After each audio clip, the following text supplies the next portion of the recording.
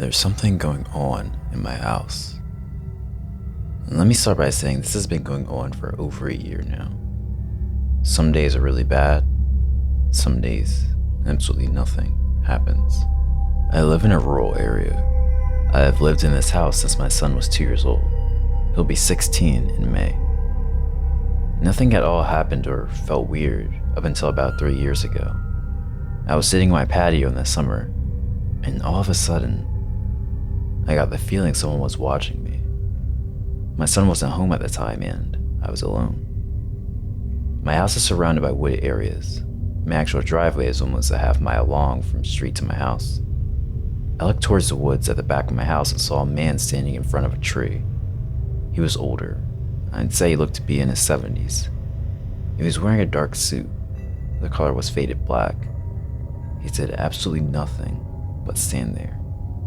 He was bald, and the side of his head looked like a deflated basketball, for lack of a better description. He made me nervous, and I went back inside my house. Fast forward to today. My son and I have seen this many, many times. He never leaves the woods, doesn't speak, and doesn't try to do anything. We've become used to him. We respect his area, and he respects ours. About 3 months ago in early October, I was walking my dog in our yard. She started barking and took off running into the woods. I yelled for her to stop and caught up to her about 400 feet in. I grabbed her leash, and before I could turn to head back home, she started growling. My dog loves people. She wouldn't hurt a fly, but her growl was vicious. I finally turned around, and there was a man standing there approximately 4 feet away. Never heard him, didn't even see him approach. There's no reason for him to be in the woods behind my house. My closest neighbor is a mile down the road. He was also dressed in a suit, a navy blue one, had blonde hair, and he was roughly in his mid-30s. He caught me off guard and I said, "You scared me." And he replied, "Beautiful day out today." And I replied, "Yes, it is," and began moving to walk around him. And I got beside him and had the most awful case of nausea to the point my mouth filled with saliva and I thought I'd vomit. I kept walking my dog. I didn't want him to follow me to my house because my son wasn't there alone. So I walked along the wooded edge all the way to the top of my driveway. I looked back several times and didn't see him. After a few minutes, I began going back down my driveway to home. My son called me and said, "I thought you were in the backyard." I said no. I walked up to the road and we're heading back now.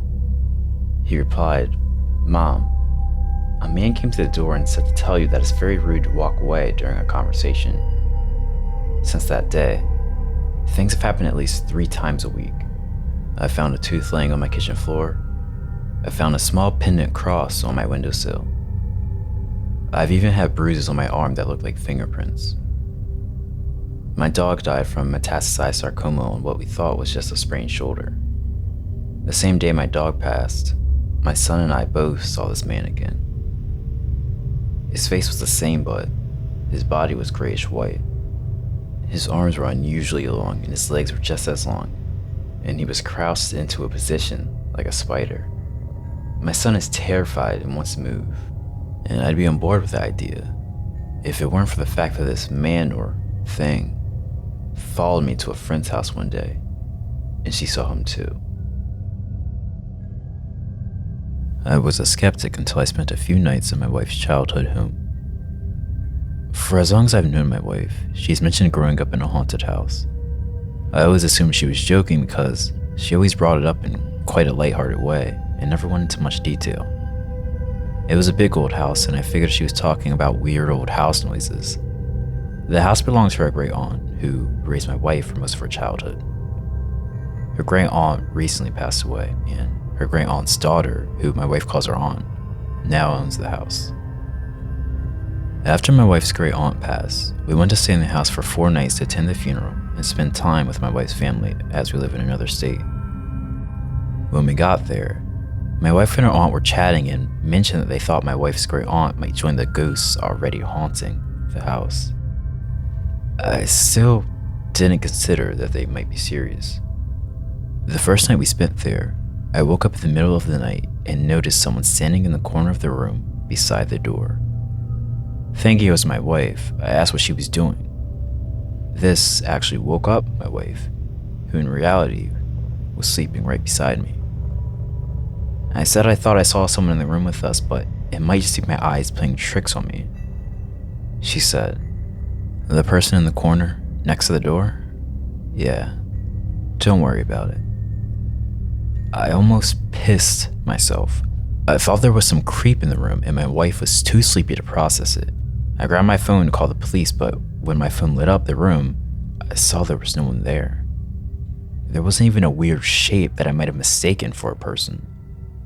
The door was closed, so it wasn't like there could have been someone there who left the room in the moments I was looking away to grab my phone. My wife told me it was common to see shadowy people in the night, but I shouldn't worry because they don't do anything. She fell asleep right after that, but I just lay there awake the whole night, wondering what the hell had just happened.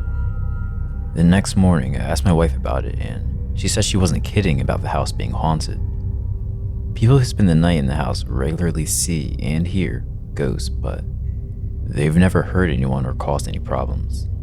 I remained skeptical even after the next night, which had been after the funeral, and my wife and aunt both reported they'd been visited in their dreams by my wife's great aunt. So far, in my mind, everything was weird but explainable. The figure in the room, it could have been a strange trick of the light, and my wife and her aunt had just attended the funeral of their loved one, so it made sense for them both to dream about her that night. The third night, I was kept awake for hours by the constant sound of footsteps pacing around the house. My wife also heard them, but said it was normal and I shouldn't worry, and she fell asleep pretty easily.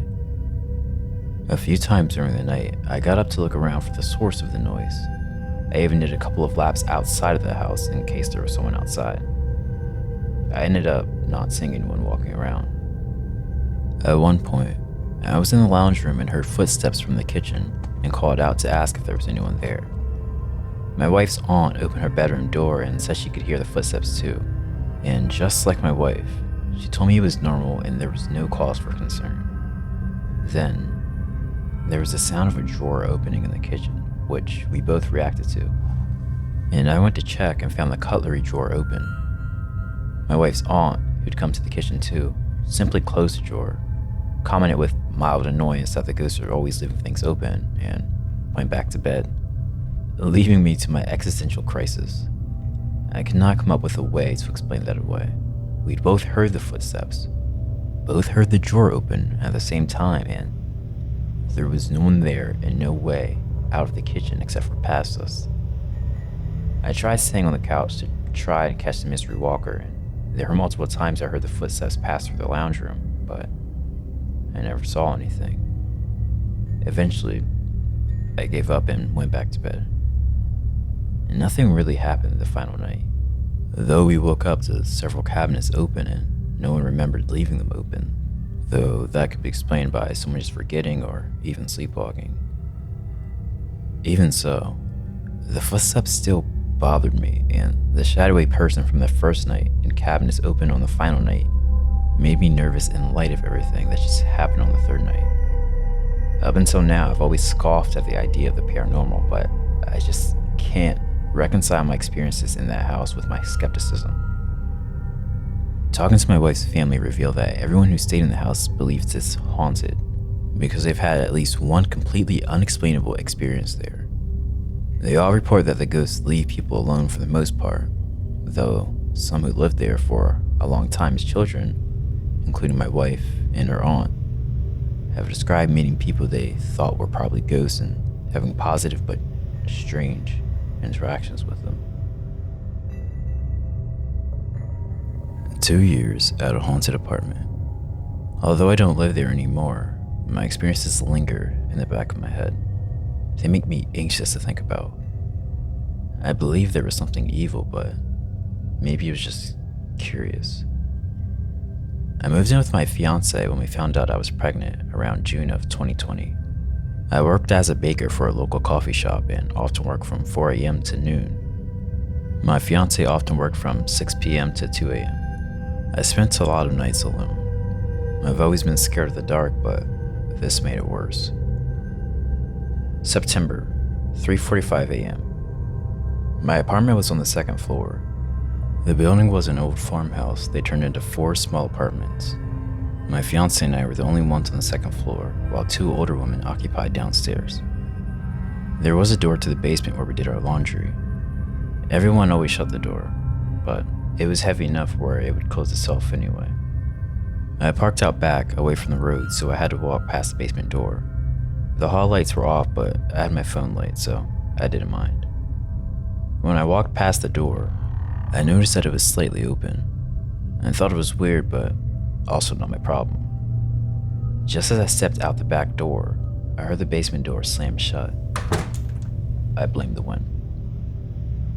December, 3:45 a.m. Ring doorbell kept clicking on and off. Full charge, kept showing me videos of an empty hall. It stopped when I grabbed the doorknob. Never did it again. On and off, I noticed small things. Footsteps, soft tapping, things being moved around. Lights that were on when I swore up and down, I turned them off. I blamed everything but what I feared. This last experience is the longest. Afterwards, we turned in our 30-day notice. April, sometime starting in the morning. My son was about a month old. My fiance had gone back to work and I was enjoying my infant cuddles. I laid him swaddled in his crib while he slept and took a well-deserved shower. The bathroom light flickered and went out while I was in there, but the sunlight from the window was enough to continue. I was almost done and I was just rinsing my face when the water got so unbearably hot.